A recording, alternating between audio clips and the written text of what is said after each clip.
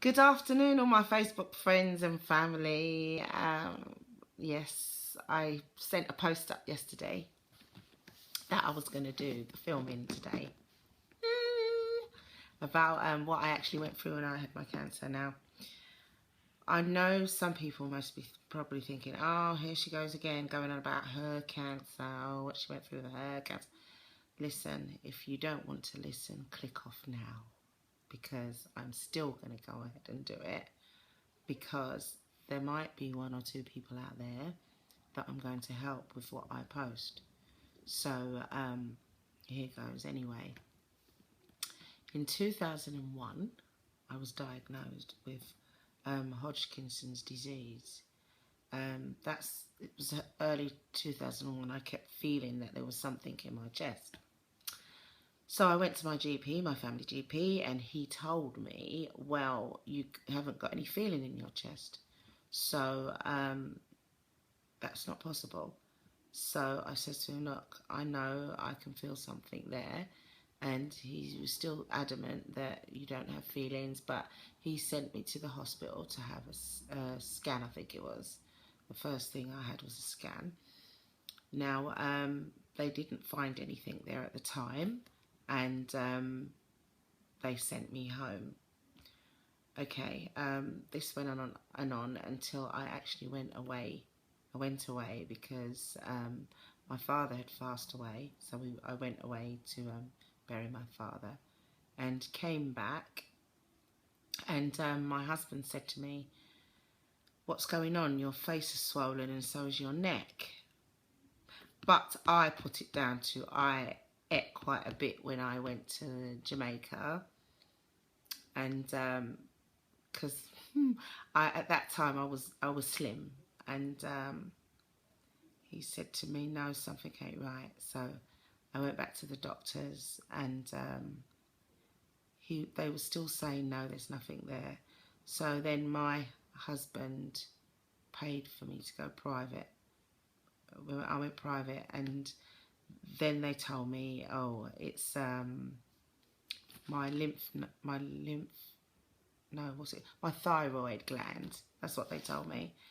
And they started me on a small dose of thyroxine, which didn't do anything, and I was feeling so sleepy all the time, and lethargic. I felt really like I weren't here, you know.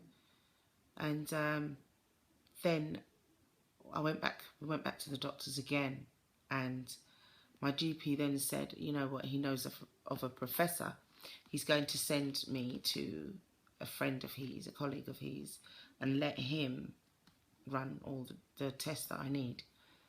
Anyway, it was through that they kept me in the hospital all day and was running all their tests and everything. And then he came back and said to me, yeah, they found a mass of 17 centimetres in my chest. Now, how they missed that before, I really don't know. Anyway, well, I had to digest it, didn't I? My feelings, wow. I thought, no way, you know, and it then becomes like you're having an out-of-body experience where you're hearing what they're saying, but it ain't you they're telling, you know, and then it's like you're in shock. Oh, God. And at the time, my father-in-law was going through the same. He didn't have the same cancer. He had the man's cancer of where they catch downstairs.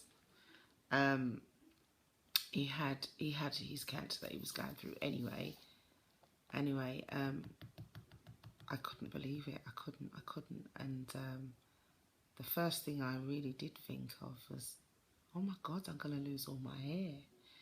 And I've always had good hair. I mean, my hair, my family, I mean, you can see.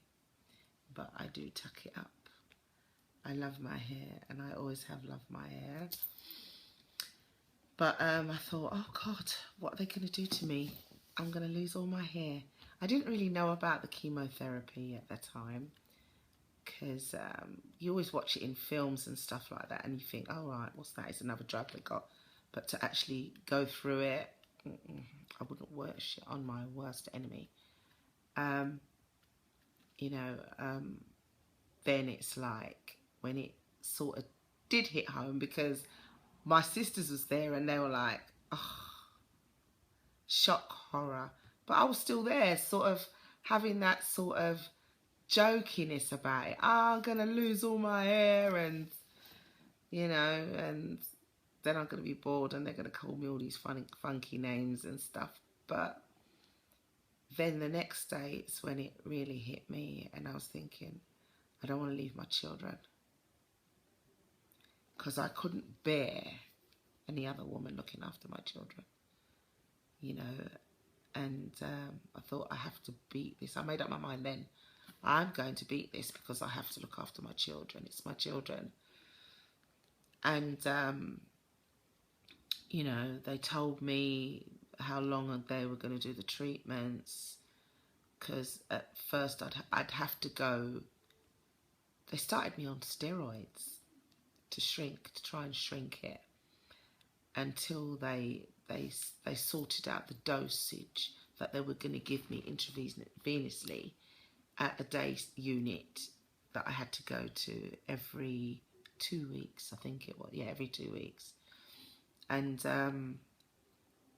it was hard.